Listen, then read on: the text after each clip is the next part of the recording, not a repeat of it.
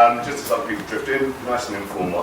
My name is Angus, I'm director of Arts UK, which is an organisation dedicated to advocacy and advice and growing the outdoor arts sector, quite specifically, well, quite generally, any work that takes place in the public realm or without a roof, kind of consider part of our remit. So that includes Carnival and Mela and street festivals and field festivals to some degree, but always with performance involved. So we don't represent Banksy, if you wonder, which is not part of our remit. Brilliant as it can be. And we received some funding from Arts Fundraising Philanthropy, part of Cause 4, to just start having some conversations as we go around the country visiting festivals, in tandem with these festivals, about looking at different ways that outdoor arts specifically, but generally, finding interesting new ways of looking at raising cash, be that through trust foundations or through direct giving or commercial sponsorship. Let's just talk about that. Kind of quite a light agenda, and we really want just to have conversations about that and share knowledge and share frustrations and maybe come up with solutions, but that's not guaranteed. Is that okay? And as we go around the country, we've got different people with particularly kind of a local angle. Now, it's a busy day. You've got a fantastic festival on here, Phil. Hurrah! It's so busy to be here. And you've got to go and do that. So we're going to get Bradford and Bradford funding in like 5 minutes out of the way. And also top tips for the festival to see. Yes. Obviously, I'm just going to plug Mirage by the company Did Dick. It did well last night. Did it have a good one? It's so. Did you dance? Bradford had a good one. Yeah. I'm going back today for mine. So. Yeah. Me too. Yeah. First saw it in Hull, then we saw it. Where did we see it, David? Spain last year. In Tarragona in Spain. And every time it's just got quite amazing. Yeah, it's just such a beautiful piece. This would look great and miracle. Let's go. That's good. But you've got lots of lovely other stuff in there, so it's a great day ahead.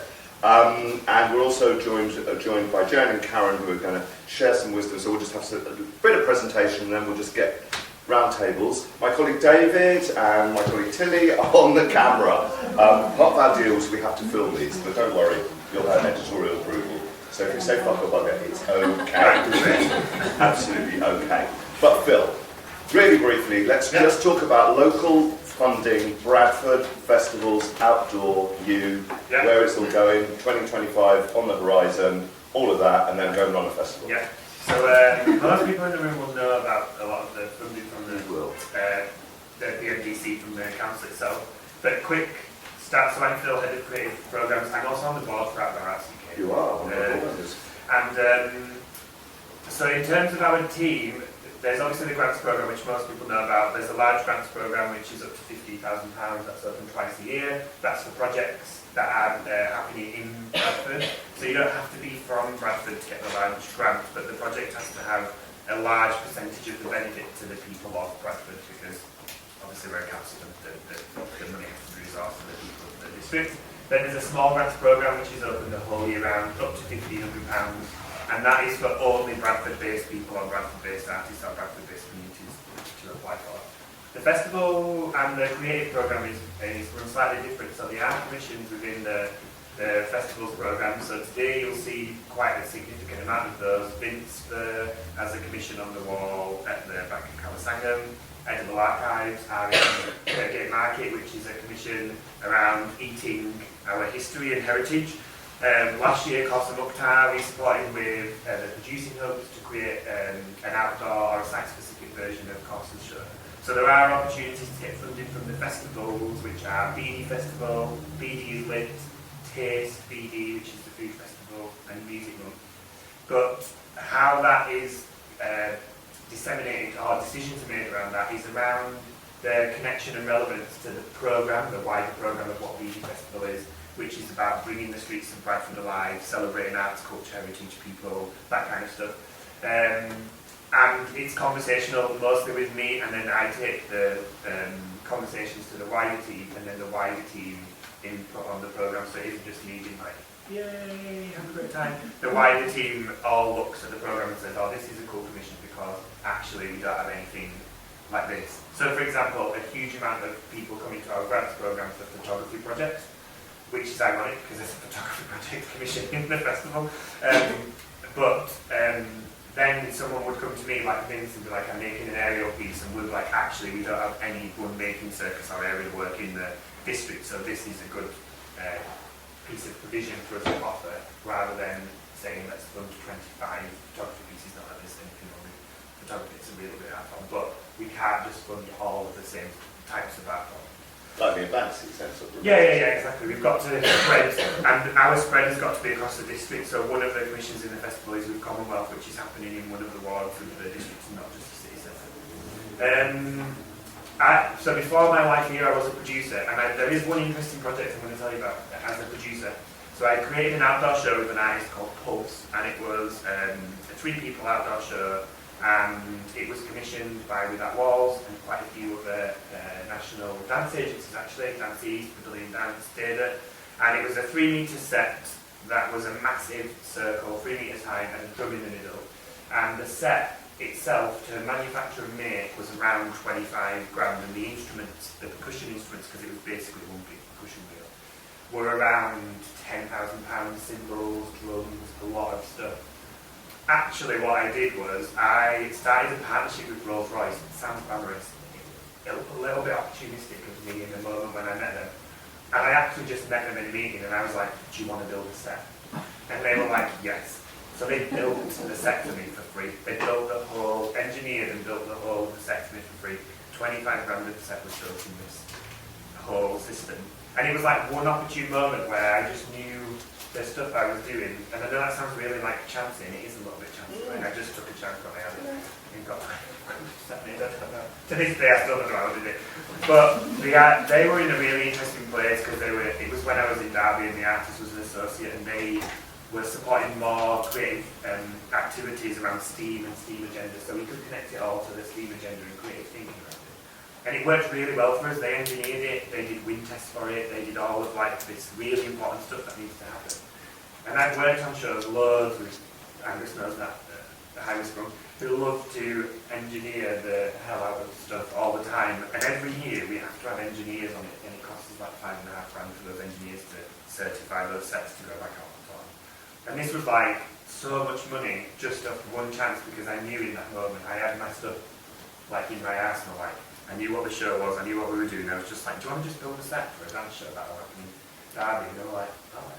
Let's talk about it. So they built the set, they manufactured it, and then I put a call out on like a marching band page and got loads of marching bands at the close and sent me all of their instruments, all of their cymbals and bass drums for free, which is around £10,000 of equipment that came back to us. And it's because the organisations had them sponsored before that they closed, so they were just there waiting around. So there was like 35 grand of money for this show to be made that I just found accidentally from people. And I think one of the things I'd always say is if you are thinking of a creative project and you're fundraising for it, it's always really good for us in the culture sector to think of the benefit outside of the culture part. We're really good at being like, culture is amazing, and I think culture is amazing for the camera. And we change people's lives and all of that stuff, but sometimes Rolls-Royce is not that interesting.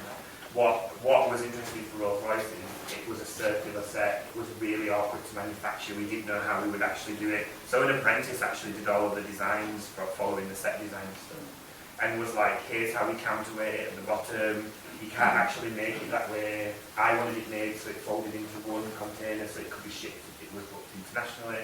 And they did all of this intern basically, we did all of this like amazing training engineering stuff, and it was insane, and the documents we got were incredible. But it was just a one-off chance where I could just meet somebody and say, you never know who you sat next to on a bus, you never know who you sat next to in a bar, you don't know who you're going to bump into. And I just had the 3 things I knew about it. I was like, it's a really cool piece of manufacturing, you do it. Now, the manufacturer do it. And they just were like, yeah, sure. So the lesson there is just ask. Yeah. And what's the worst thing you can do is say no. Yeah, right. But also, that is a huge cultural experience for Rolls-Royce and that intern. Yeah. That absolutely is about Yeah. making lives and perceptions. So that's a wonderful. We then did a project together where they worked with Data in Derby where I worked, and they put training engineers with the circus artists, and they did the collaboration around STEAM, and they went to local schools and talked about STEAM projects. So it actually turned into something that really cool. But also, that's all actually probably in your budget line, in-kind stuff, isn't it? Because that wasn't cash.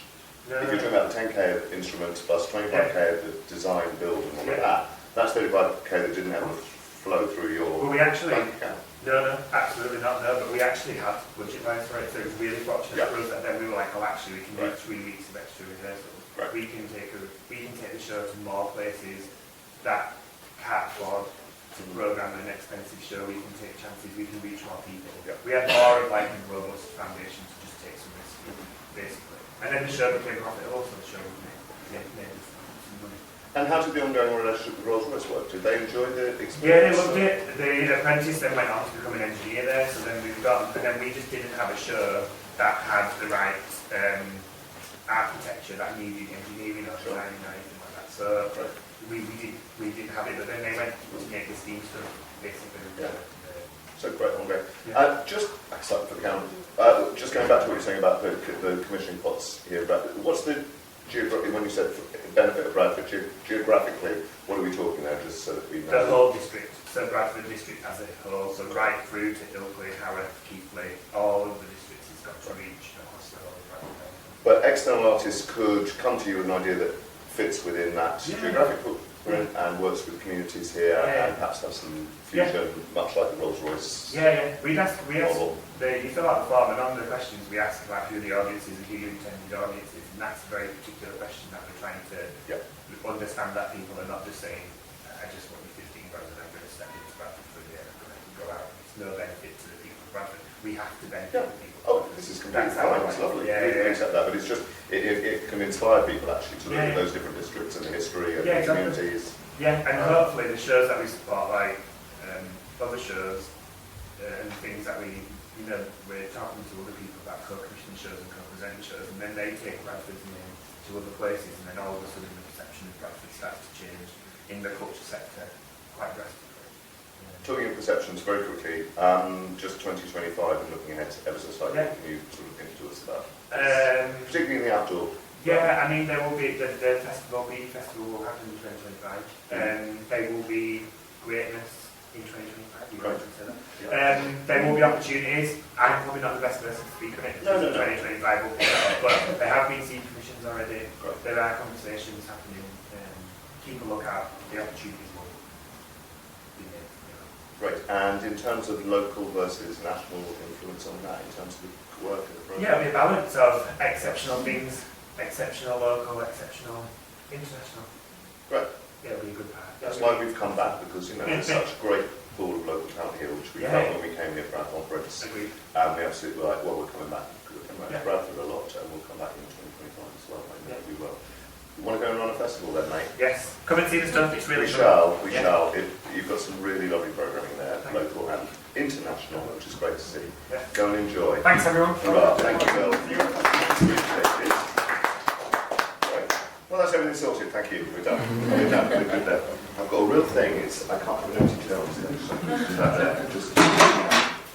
was just going to ask as well, because normally I can't speak for England, as you'll find out. I've got a really strong Liverpool accent, so we don't understand if you put your hand up. But can I ask you all to move forward? Because normally it would be like that. I was going to go there. Like a far but today, as you can hear, it's disappearing. So rather than having to really Come be friends. Come be friends. Come closer. This is good. And because it's festival day, we've got things we've got to go and do. This is all cool too. We're all good with that. That's pretty good. We will come down to the table very shortly. So I just kind of segue through to Phil there for those obvious reasons. Just a little bit, I'll just tell you a little bit more about Outdoor Arts UK. So we're a membership organisation, and were any of you here for the conference when we were in the cathedral? Well, we had such a great time, didn't we, David? It was really good to kind of meet the local community and bring the outdoor arts sector to Bradford. And we had such a warm welcome, and it was right in the middle of train strikes, and we almost kind of were about to lose the conference. It was our first one after COVID, and then actually my colleague David came up with an amazing spreadsheet of car sharing, and everyone was like emailing saying, "We're coming to Bradford, don't you know?" So it was fantastic. We had a great time here. And Phil helped us program some local artists, which again kind of gave the tone, even though it was freezing out in winter, of an outdoor community. So it was really good. And as hey, we picked up loads of members as well, so that was a big tip for us. So we're a fairly affordable membership organisation, and we do a lot of work in terms of going around to festivals and hosting different kinds of networking events and festivals. but also a lot of one-to-one advice, and then separately from what we do to the members, quite a lot of advocacy for the sector. I found myself on government select committees talking about outdoor work, and they look rather blankly at me, I have to say.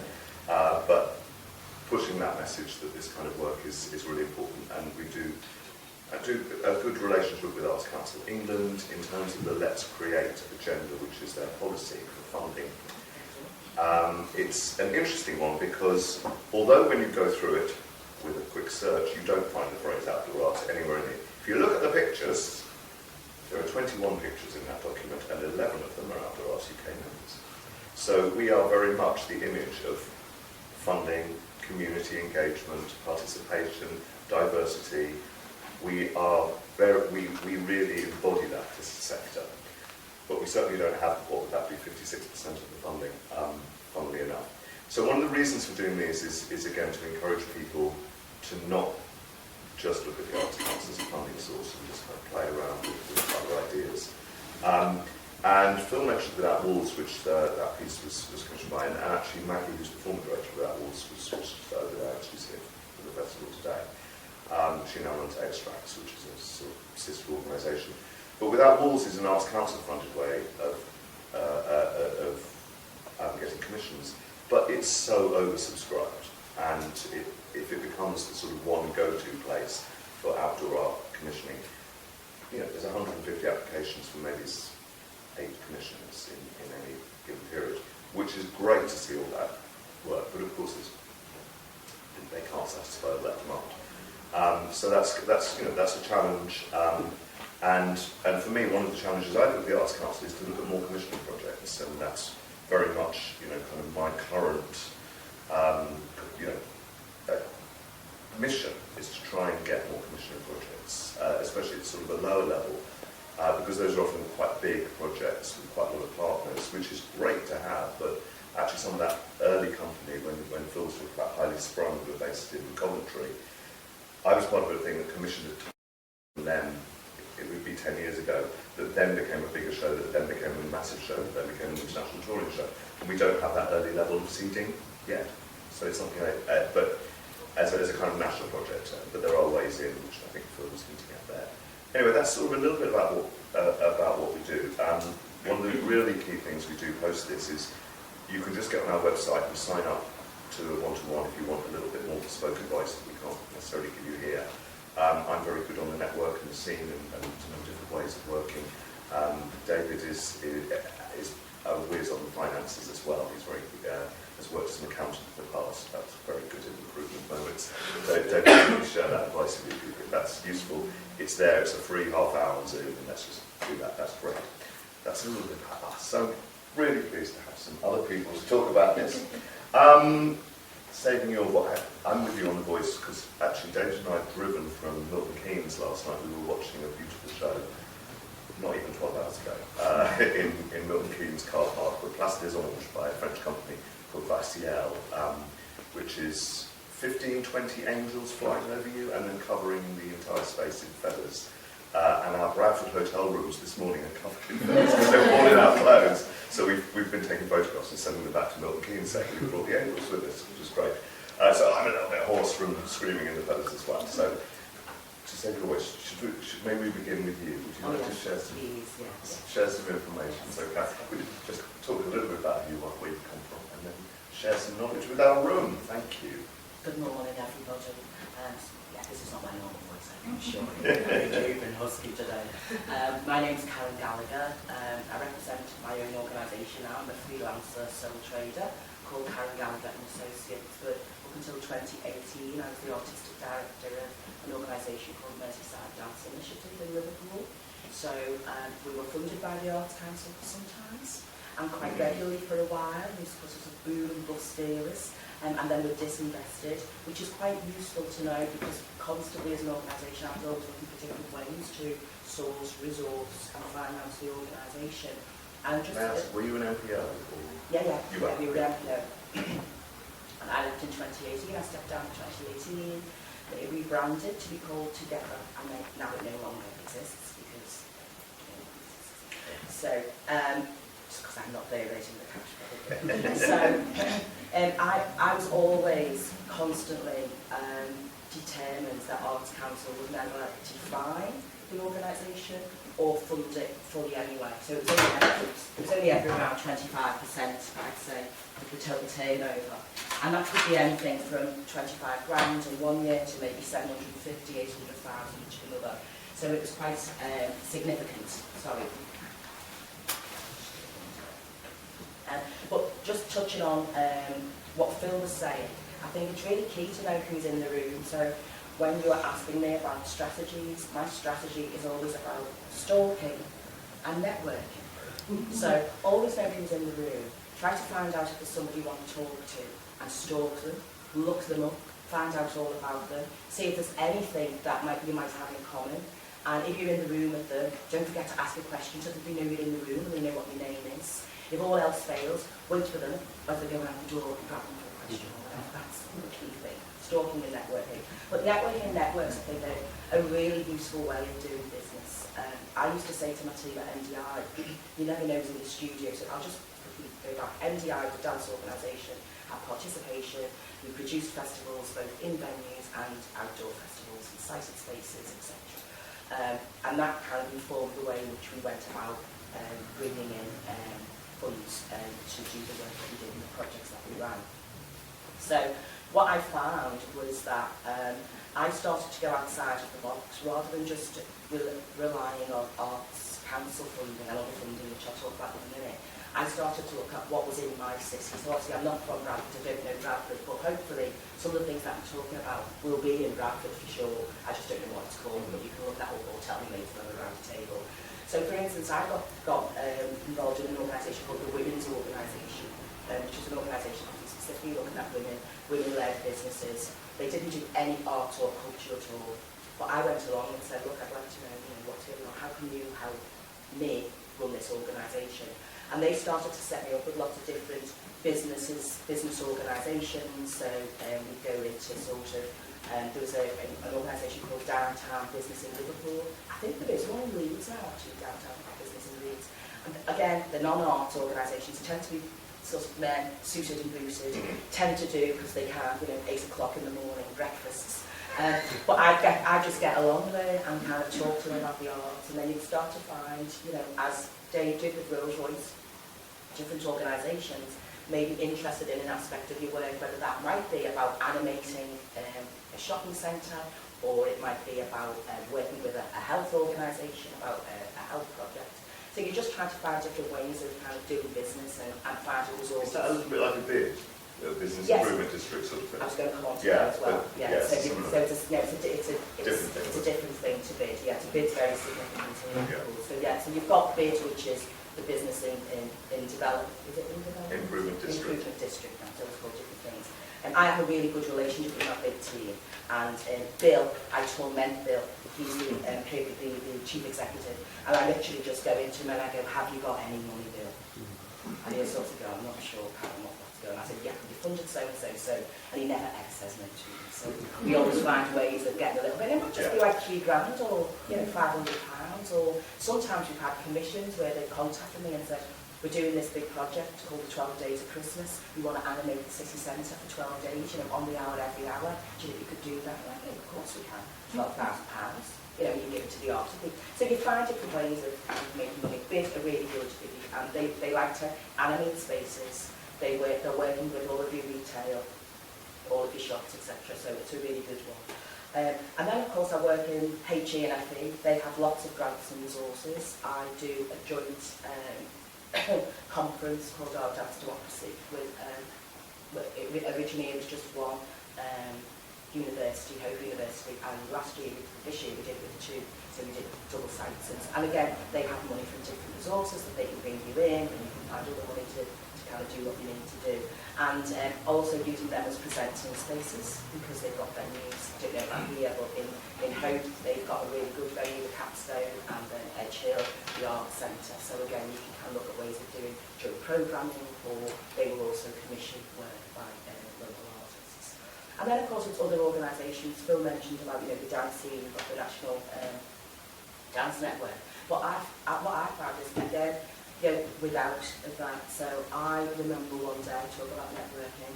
Somebody from Edgehill University that got in touch and said, I'm on the board with this organisation called the Brain Charity. Do you think you could go and meet the chief executive?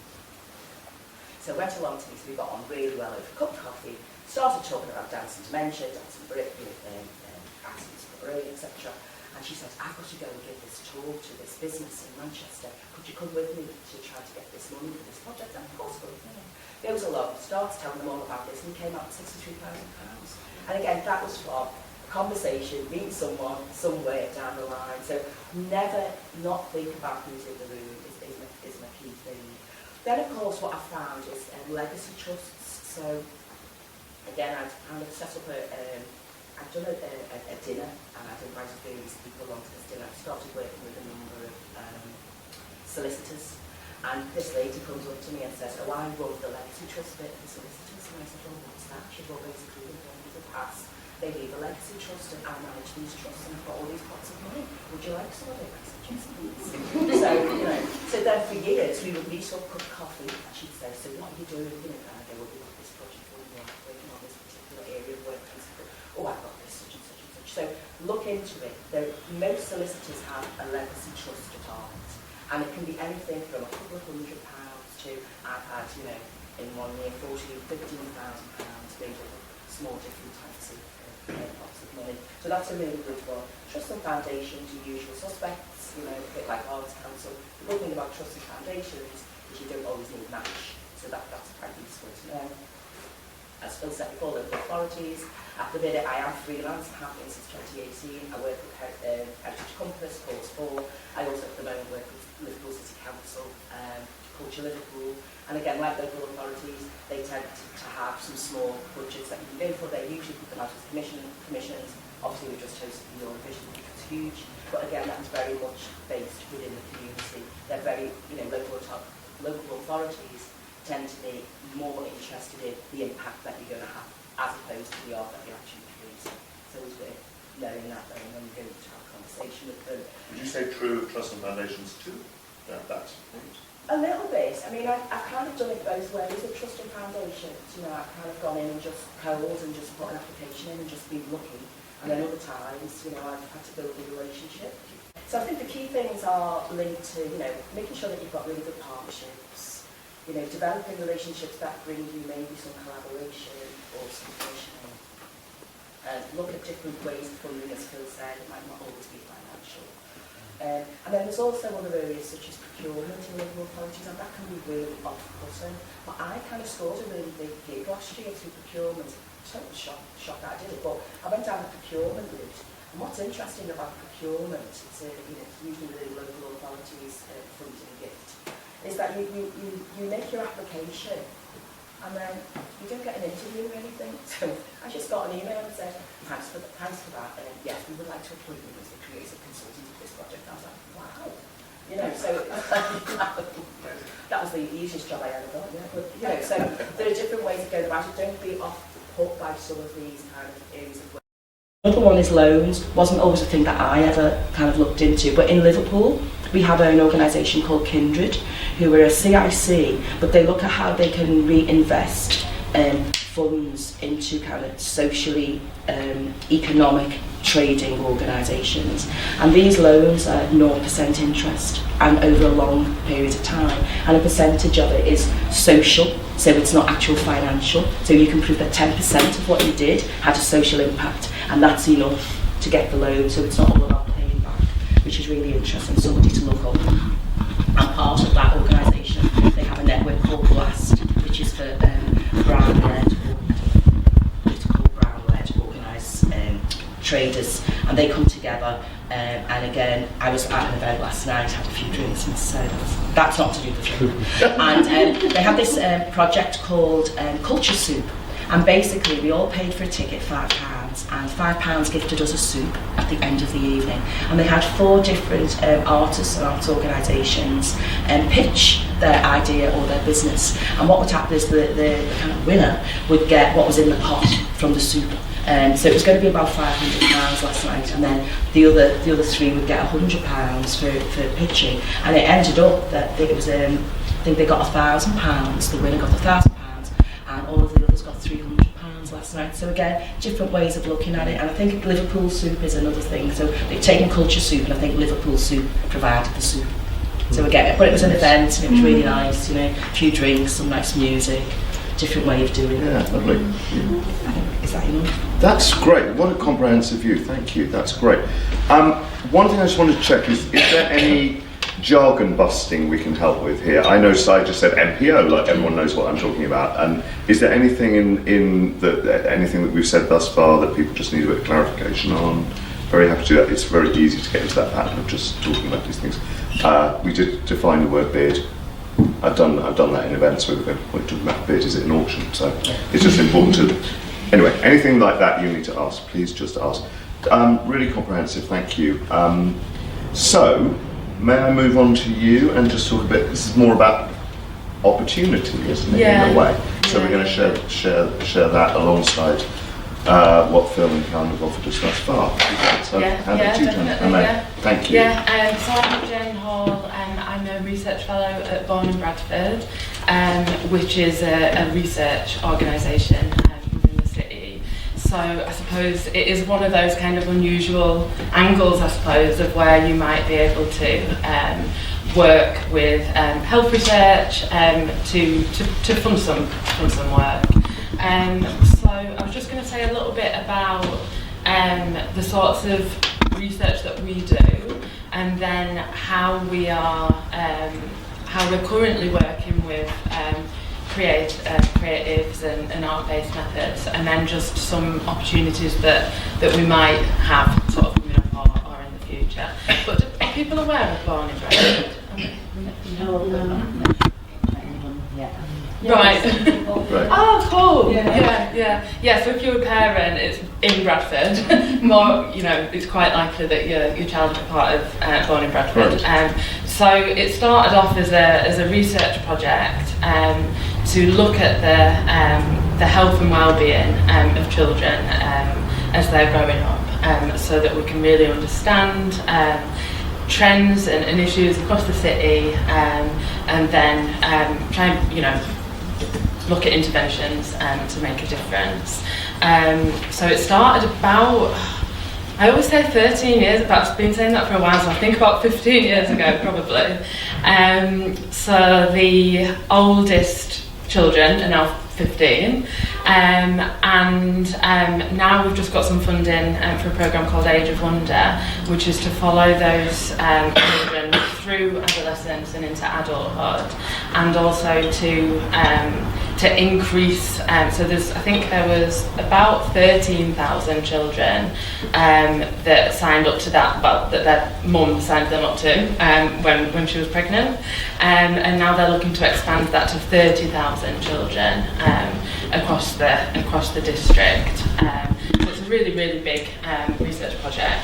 But then alongside that, there's lots of applied research projects as well, and we've been really fortunate to get a lot of funding from like research funders, basically. So I think, I'm not sure if you'll be aware, but things like the National Institute for Health Research, Wellcome Trust, the UKRI funding, to do lots of applied research, so things like air quality, so you might have heard of Big Breathes, things like the project that I primarily work on is called Jump, which is a local delivery pilot funded by Sport England to look at increasing physical activity in children and families, and also evaluate the impacts of that.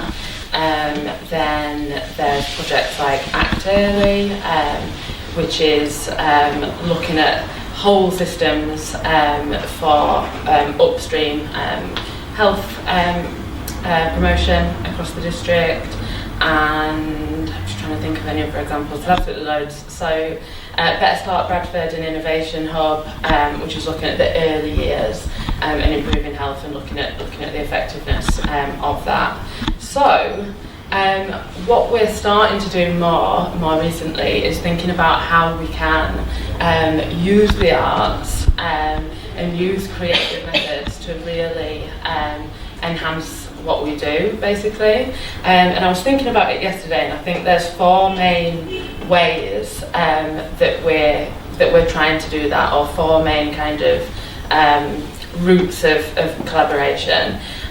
So one of those is kind of just like general engagement, and so sort of general awareness and engagement of our research, and bringing in artists and creatives is a great way to do that. So we hold a festival called Bib Fest, which I would say is annually, but we've just ran it, and then the one before that was 2019 because of COVID. But I do think it is an annual festival kind of going forward. That definition is all fluid at the moment, don't you worry. Yeah. Biennial, whatever, it's just on. Thank God it's back. It's great. Yeah, exactly. And at that festival, we bring in, different artists. This year we had some drummers, we had a rapper, we had people-powered press who like poetry and we had them in the digital. They were lovely. Yeah, we loved them. And also we encourage the young people, so we had the young people kind of doing music and poems and spoken word and things like that. So that's kind of one opportunity, is that general engagement. And was it outdoors? It was indoors. Yeah, no, it was at we'll push it out. Yeah, it was at Salts Mill, if you're aware of. Yeah. Lovely. And then we also have things like, we have an artist in residence, so Carolyn Mendelsohn, and that really is for that kind of general engagement and kind of getting the word out about the research. So there's other opportunities. So if you think you've got something that you could work with us on for that reason, just get in touch. I don't think we have any specific we definitely want to work with like a dancer or something like that. We're kind of open to see what's out there on that side of things. So then the second thing is using the arts to actually help us collect data in a more creative way. And we're doing this a lot more, I think, with the Age of Wonder project, where we're working with the teenagers.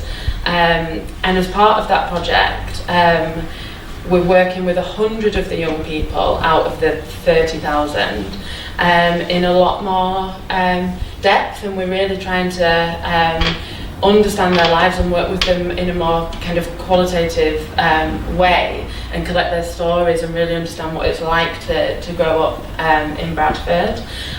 So we're really looking for different methods that we can use to collect that data that's not just words and using those words as data. It's things like pieces of art, so they can submit a expression on an annual basis, and that can be whatever they want it to be. And so far they've been submitting poems, stories, pictures. I have got my laptop, and I have got a few examples that I can kind of show later if people are interested. But we're looking to work with creatives to facilitate that. So again, there's a workshop with a rapper coming up over the summer, and we're using that. The workshop will be a data collection source, like we will be recording it, or we'll be using it for data, but then we will be paying that creative obviously to facilitate that session, and then who knows what else might kind of stem from that. Who else have we worked with already? We've worked with People Powered Press to create poems, and again we're just open to lots of other things, including outdoor based things. So then the third thing then, which is kind of linked, is using creative methods to disseminate findings. So and I think we're at really the early stages of exploring that. But one thing that we're doing at the moment is working with a dancer called Mez. I'm not sure if you'll be familiar with her, but she's a Bradford-based dancer. So as part of our physical activity project, we've been working with a group of 4 teenagers, and on something that we call citizen science, which is basically where they decide what they want the research to be, they decide the methods, and then they, you know, conduct it and then they analyse it themselves. So we've been working with those 4 young people for the last almost 12 months, and now we're getting to the point of like, okay, how do you want to share this? And they want to do that creatively. So we applied through University of Bradford. So they've got a culture and identity funding part. It's seed funding, so it's a small amount, so it's up to £2,000, and that's for researchers to work with artists, basically. So we put in this funding through University of Bradford in collaboration with the dancer, who we were already aware of her work, and that was successful. So now we're in the process of creating that dance. I think there's not a workshop today, but there was a workshop earlier this week, there's one next week, and they're going to be performing that at Theatre in the Mill, which is at University of Bradford, on the 12th of August. And that's just one, and it's not just going to be a dance, so the dancers who we funded, but then the girls are wanting to bring in posters into that. One of the girls plays piano, so she's going to do the music to it. Another of the girls wants to do some kind of spoken word, and actually they didn't want to dance, but they want it to be a dance. So the dancer is going to dance it, but they'll have supported the choreography of it, choreography of it, and really getting their findings from the research into that. So that's one example of that. I think that's the 3rd way. And then the 4th thing is really thinking about, kind of looking at it from the flip side, is that can we do any research about the arts-based methods or the outdoor arts-based methods, and particularly because we're a health research department, I suppose it's particularly thinking about like health, well-being, mental health benefits and that sort of thing. So that's another angle, and we're aware of and quite linked in with lots of health research funding opportunities where we could potentially collaborate to look at delivering something, but then also doing some research about the impact of that and the benefits of that and that sort of thing.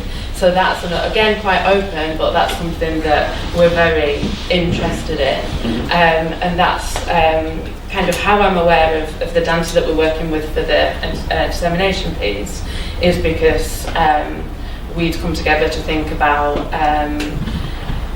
looking at how we can use the histories of within the South Asian heritage, and think about in Pakistan and in India, the histories of dance, and how can we bring that in to dance classes or to promoting dance amongst South Asian and Muslim communities within Bradford, because this is what the dancer tells me, is that there's a bit of a disconnect between I suppose religion and culture, and that actually a lot of people think that dance isn't appropriate, but actually that's not the case when you look at in Pakistan and in India. There's dances happening all the time, whereas there seems to be that taboo here in the UK and in Bradford. So we're looking at putting in for some National Institute for Health Research funding to explore that, and that will allow the dancer to deliver some of that work, but will also be doing research around that work to really try and build some evidence and understand what works. So those are the different ways, really. So just to kind of summarise different opportunities, I suppose. So definitely Age of Wonder with the teenagers. We're definitely interested in working with or thinking about different ways that we can collect that data. Something that I've not mentioned actually really is with our JUMP programme, which is the physical activity one, which is the one that I primarily work with. I'm really interested in the link between sport and physical activity and the arts, and I suppose in particular outdoor arts. so one of the things that we've done within Jump is we've developed a lot of green spaces around Bradford, and we're particularly working in the north of Bradford. So we're currently working on a development in Drummond Road. Cashmere Park has already been developed. There's been a development at Peel Park. One in Grange, I forgot the name of it, but there will, so I think there's about 4 that are finished, and there's another 4 that will be finished by kind of the end of the summer, I think. And we want people to be active in those green spaces, but I think we understand that the first step towards that is just being in the green spaces in the first place. So I think there's a real opportunity for kind of doing stuff, like it doesn't have to be sport or physical activity, doing stuff that people are going to enjoy, whether it's going to watch a performance or whether it is you know, taking part in some sort of arts-based thing, to kind of get people into the space. Yeah. My daughter was involved in the Wind Hill. Oh, was she? Oh, and cool. It's amazing, just right from the start of the project, the whole sort of session. Yeah. But you're right, it's about, now it's done, it's getting people to come back and like, maybe having events there so that the space becomes more familiar. Exactly. Yeah. So I think there's definitely opportunities to work with us, to look at, you know, putting on events and things in those green spaces. There is a formal kind of funding opportunity. And the next one closes at 5 p.m. on the 20th of September, and this is just a small, so this is up to £2,000, but this has to kind of link to, although maybe it'd be worth chatting with us first before putting it in, just to check it fits the brief. But I think if it was going to be in a green space, it might not have to include a physical activity, but it might be stronger if it did. But then it could, you know, if you're a dancer, that is a physical activity. Sure. And I think a lot of kind of theatre-based stuff is like, so physical activity is about movement, it's not sport. Yeah. We do some sport stuff, but it's about movement, walking, you know. So it's about framing it in that way. But what we've learned from the 4 girls that we've been working really closely with, and wider, is that people want kind of arts and sports combined. So they want to go to like basketball and baking together, or like just as an example. There's a cake. I'll go to that. So that's one thing that we're trying to encourage people to to apply in for this funding, is, you know, to do something including both of those things, basically. So it could be like a joint bid with a local whoever sports organisation where you're working together. So because I think there's 2 reasons for that. One, it's kind of people want to do things with their friends, and they don't necessarily always have the same. So, you know, one friend might be sporty and one might not be. So it's something that they can then go to together and really enjoy that together. But that's just what we're hearing. So yeah. Jen, this is so interesting to hear this, and I think Karen, when you were talking about you just need to talk and network, this is the pure example of that in many ways. Is clearly your organisation and yourself as an individual is someone I could come with any idea and you will say, that's lovely, but you know, we can't quite. Or that's close, let's just explore. Yeah. And that's so much the dialogue that you're talking about there. It is about being creative and being imaginative and but I mean, you're a great example of, and for you here, I'm sure there are another 20 in Bradford, I hope, and beyond, and that would be open. I mean, you're clearly a very porous organisation, which is a great way to be. But you know, there's no artist that I wouldn't say, go and have a word with these guys. They'll be up for anything, and that's wonderful. Does that shine with some of your experience beyond, with all due respect, you just Jen, as an example of many others? I think so, and I think it's about looking at the art and the non-art for me. So what always excites me when I was working at NDI was artists used to get really angry with me because I always ran it as a business, and also go, we're not a business, and I'm like, but we are. You have to work in that way.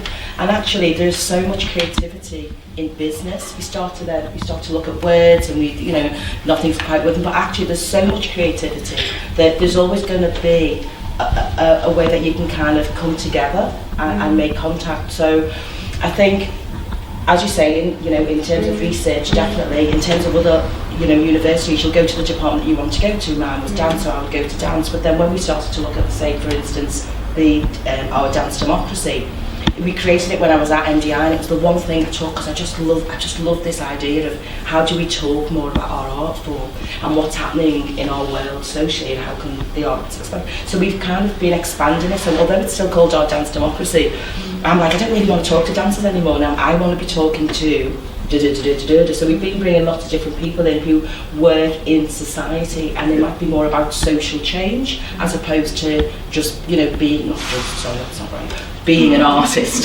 So it's about how do we expand those conversations, and then when you start to expand those conversations, you start to come up with different solutions. So me going off to some big business person to talk about sorts of dementia, but then we start to look at movement and music, etc. And also, interestingly, when I was talking about, I'm always gagging in. I don't so much now, but I tend to always just gag in on anything I can. I see anything going on, I'll get in there. And I remember there was a talk between Steve Rotherham, who's the Metro Mayor in Liverpool City region, and I've forgotten his name at all, Andy Burnham from Manchester, and they were both giving a talk, and obviously it was all to businesses, early morning. Karen sat there, ready with me question, all facilitated. So then everyone's chatting away, and I go, hello, Karen Gallagher and Associates, what are you going to do for the arts? Where does that sit the next minute? They're all getting a bit nervous, especially Steve, because he's not great on the art, he won't mind me saying that. And so Andy was much more, verbose, and we're doing this, that and the other. So I left it, and then I had to rush off to go and do something else. And the next minute I get this email from this guy, and he says, hope you don't mind, Karen, he said, I couldn't quite catch it when you ran off, he said, but I was listening to what you were saying, and I totally agree with you. As it turns out, my daughter, blah, blah, blah, blah. Anyway, cut a long story short, he was the chief executive of the railways, the Mersey Rail, who were owned by some Dutch company. So I went messing for a cup of coffee, and there we went, got into the railways, and ended up doing all my bucket sales at the railways. And so it's just, there are different opportunities, but you've got to get in them, and it might not be necessarily what you think you need to do, because we tend to go to what we feel comfortable with, and I've found lately you have to make yourself a bit more uncomfortable, and even if you don't end up saying anything, just get into those spaces and hear what those conversations are having, because they're the all worst that can happen is no. Yeah. That's what I always think, is they're awkward, but I'm sorry, we can't help you. Okay. Or it'll come back in 10 years time. Absolutely. You're absolutely right, Nancy. And it's quite. It's like the Rolls Royce. I used to work. Did you know Breathe Arts Health Research, based in London, and they put magic into children in hospitals, and it was simply that a rather brilliant woman had found that pulling a rabbit out of a hat to a kid in hospital was a pure stream of joy, and ended up the whole magic program then they did the research on top of that and went, oh my god, it's really helping the recovery, who knew? And that's now become a thing, and it's now a funded stream, and I went away from my outdoorsness and kind of went indoors to do a bit of that, and took artists into the hospitals, and it was never anything on my agenda, and it was only an accident of, here's a funding opportunity. And I think it's about being non-traditional, so even though you say outdoors, it's just about sited spaces, isn't it? And you're kind of looking at different ways of engaging, because I know we've done a lot of work over the years at the Alderhay Children's Hospital, and definitely working with young children with cancer and kind of sometimes end of life, and it's really interesting, and it definitely comes from a research premise. You're trying to figure out something, you're looking at solutions, so it's not necessarily about the creation of art for the creation of art. Oh, look, I'm an outdoor fascist, but it's okay. I do accept that art forms do exist. But also, as if you're working as an artist, you need a wide possibilities. So you can't. That's my job to push that. But that more holistic view is much more interesting. Brilliant.